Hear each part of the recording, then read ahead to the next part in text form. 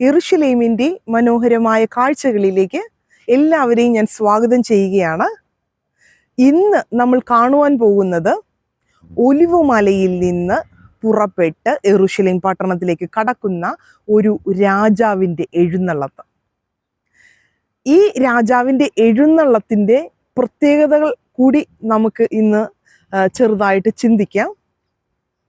യേശു ഒരു കഴുതപ്പുറത്ത് ഒലിവുമലയിൽ നിന്ന് അതിൻ്റെ ചരിവിറങ്ങി യെരുശലേം പട്ടണത്തിലേക്ക് കടക്കുമ്പോൾ തൻ്റെ ചുറ്റും കൂടി നിന്ന ആ വലിയ ജനസമൂഹം ദാവീദ് പുത്രന് ഹോശന്ന എന്ന് ആർത്ത് പാടിക്കൊണ്ടിരുന്നു.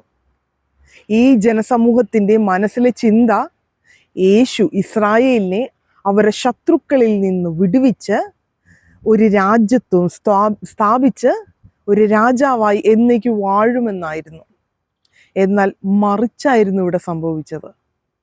ഒരു രാജ്യത്വം സ്ഥാപിക്കുന്നതിനെക്കുറിച്ചും ഇസ്രായേലിൻ്റെ പ്രതാപത്തെക്കുറിച്ചും ചിന്തിച്ച ജനസമൂഹത്തോട് ഇസ്രായേലിന് വരുവാൻ പോകുന്ന നാശത്തെക്കുറിച്ചും യെരുശലേം പട്ടണം നശിക്കുന്നതിനെക്കുറിച്ചുമുള്ള ഒരു പ്രവചനമാണ് യേശു അവിടെ നടത്തിയത്. യേശു യെരുശലേമിനെ നോക്കി കരഞ്ഞു. യേശു യെരുശലേമിന് സംഭവിക്കുവാൻ പോകുന്ന ദൈവിക ന്യായവിധിയെക്കുറിച്ചും അതിന് സംഭവിക്കുവാൻ പോകുന്ന നാശത്തെക്കുറിച്ചും പ്രവചിച്ചു. ഇന്ന് നമ്മൾ കാണുവാൻ പോകുന്നത് ദ ചർച്ച് ഓഫ് ഡൊമിനസ് ഫ്ലെവിറ്റ്. ഈ ഇടത്തു വെച്ചാണ് യേശു യെരുശലേം പട്ടണത്തെ നോക്കി കരഞ്ഞതും പട്ടണത്തെ നോക്കി പ്രവചിച്ചതും. അതിൻ്റെ മനോഹരമായ കാഴ്ചകളിലേക്ക് നിങ്ങളെല്ലാവരെയും ഞാൻ സ്വാഗതം ചെയ്യുകയാണ്.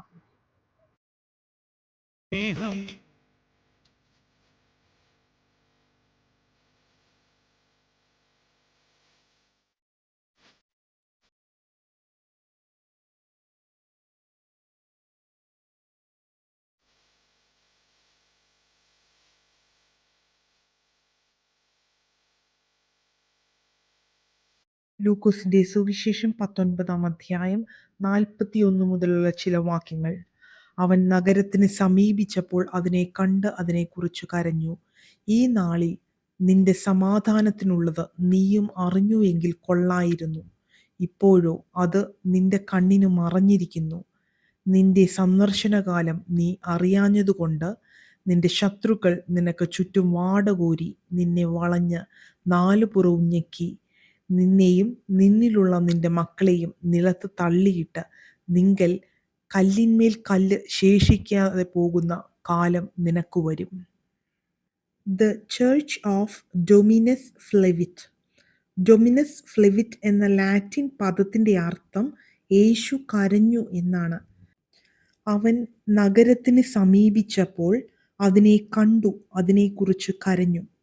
എന്തിനാണ് യേശു യെരുശലേമിനെ നോക്കി കരഞ്ഞത്? യെരുശലേമിന് വരുവാൻ പോകുന്ന നാശത്തെക്കുറിച്ച് യേശുവിന് അറിയാമായിരുന്നു. യേശു പറയുന്നു, ഈ നാളിൽ നിന്റെ സമാധാനത്തിനുള്ളത് നീയും അറിഞ്ഞു എങ്കിൽ കൊള്ളായിരുന്നു. യെരുശലേമിന് സംഭവിക്കുവാൻ പോകുന്ന നാശത്തെക്കുറിച്ച് യേശു മറ്റൊരിടത്ത് പറയുന്നതായി ബൈബിളിൽ രേഖപ്പെടുത്തിയിട്ടുണ്ട്. ലൂക്കോസിന്റെ സുവിശേഷം 13-ാം അധ്യായം 34 മുതലുള്ള ചില വാക്യങ്ങൾ. യെരുശലേമേ യെരുശലേമേ, പ്രവാചകന്മാരെ കൊല്ലുകയും നിന്റെ അടുക്കൽ അയച്ചിരിക്കുന്നവരെ കല്ലെറിയുകയും ചെയ്യുന്നവളെ, കോഴി തൻ്റെ കുഞ്ഞുങ്ങളെ ചിറകിൻ കീഴിൽ ചേർക്കും പോലെ നിന്റെ മക്കളെ എത്ര വട്ടം ചേർത്തുകൊള്ളുവാൻ എനിക്ക് മനസ്സായിരുന്നു, നിങ്ങൾക്കോ മനസ്സായില്ല. നിങ്ങളുടെ ഭവനം ശൂന്യമായി തീരും. കർത്താവിൻ്റെ നാമത്തിൽ വരുന്നവൻ അനുഗ്രഹിക്കപ്പെട്ടവൻ എന്ന് നിങ്ങൾ പറയുവോളം നിങ്ങൾ എന്നെ കാണുകയില്ല എന്ന് ഞാൻ നിങ്ങളോട് പറയുന്നു.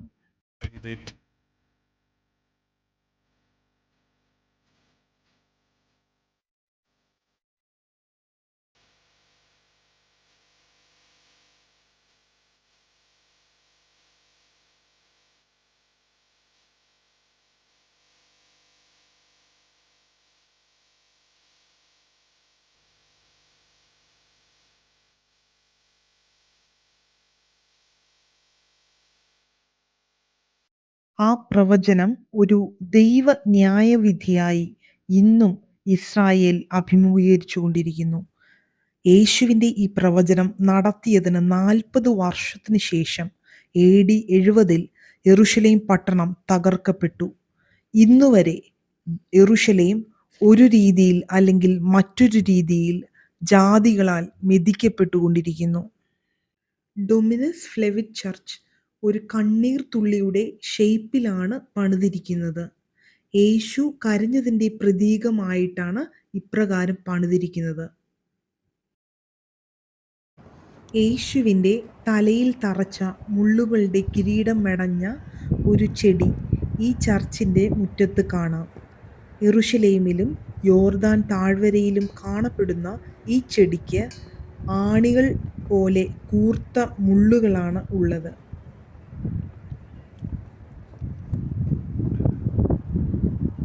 ഒരു തിങ്കളാഴ്ചയാണ് യേശു ഈ പ്രവചനം നടത്തിയത്.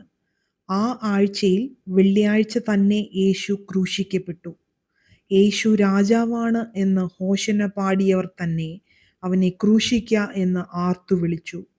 എന്നാലും അവരെ ചേർത്തു പിടിക്കുവാനുള്ള യേശുവിൻ്റെ മനസ്സിനെ ഓർമ്മിപ്പിക്കുന്നതാണ് ഡൊമിനസ് ഫ്ലെവിറ്റ്. വീണ്ടും യെരുശലേമിലെ മനോഹരമായ കാഴ്ചകളുമായി എത്തുന്നതുവരെ എല്ലാവർക്കും ഗുഡ് ബൈ.